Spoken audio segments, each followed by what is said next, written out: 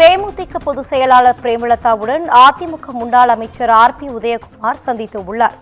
இது குறித்தான கூடுதல் தகவலோடு இணைகிறார்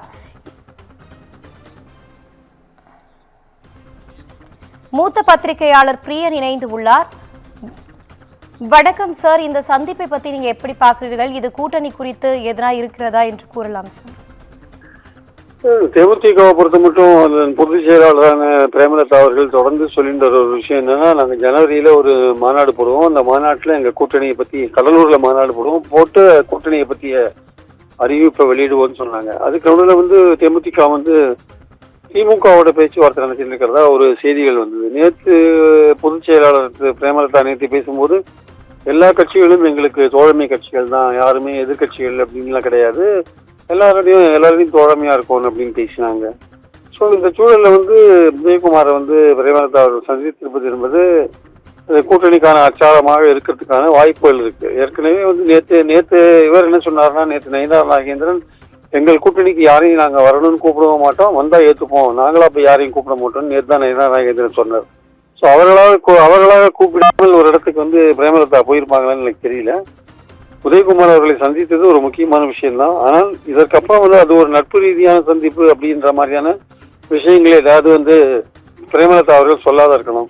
இரண்டு அரசியல்வாதிகள் சந்திக்கும் போது கண்டிப்பாக அது அரசியல் பற்றிய ஒரு விஷயம் அதில் விவாதிக்கப்பட்டிருக்கும் என்பதில் எந்த விதமான சந்தேகமும் இல்லை. ஸோ இது கூட்டணிக்கான ஒரு பேச்சுவார்த்தை, அதிமுகவுடன் கூட்டணிக்கான ஒரு பேச்சுவார்த்தையின் துவக்கமாக கூட இருக்கலாம், இல்லை இது நட்பு ரீதியான சந்திப்பு என்று அவர்கள் அடுத்த கட்டத்துக்கு நகர்வதாக கூட இருக்கலாம். அதனால பொறுத்திருந்து பார்க்கணும் பிரேமலதா என்ன பேசுறாங்கன்ட்டு. அதனால இப்ப தற்சமயத்துக்கு உறுதியாக அந்த கூட்டணி சம்பந்தமா தான் பேசினாங்கன்னு உறுதியா சொல்ல முடியாத லெவல்ல தான் இப்ப இருக்கிறத நான் பார்க்கறேன்.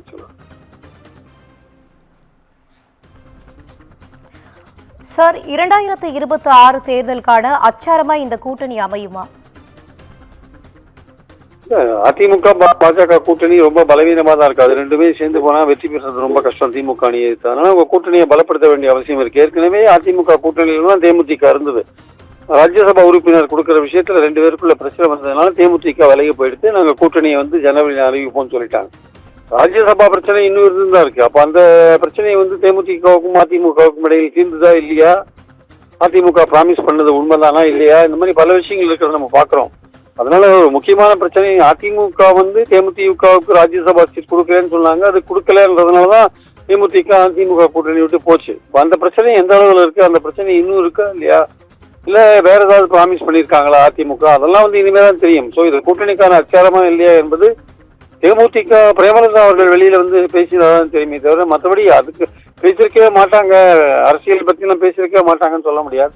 எதற்காக சந்தித்தாங்க, இல்ல ஒரு நட்பு ரீதியான சந்திப்புன்னு சொல்லிட்டு கூட நகர்ந்து போறதுக்கான வாய்ப்புகள் இருக்கு. ஆனா முக்கியமான விஷயம் இந்த ராஜ்யசபா இஷ்யூ 2 பேருக்கு நடுவில் ஒரு முக்கியமான பிரச்சனையா இருந்தது.